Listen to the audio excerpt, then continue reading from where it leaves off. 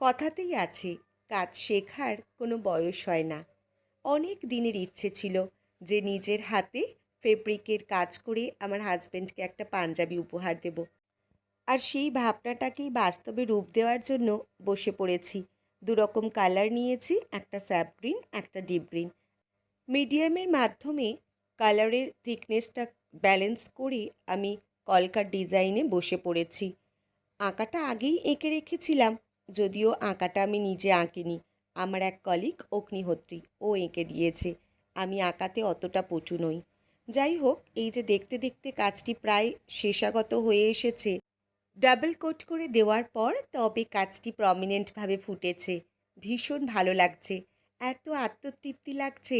এতদিনের একটি ইচ্ছে মনের, সেটা পূরণ করলাম নিজের হাতে। এই যে এইটার ফাইনাল লুক কেমন লাগলো অবশ্যই কমেন্ট করে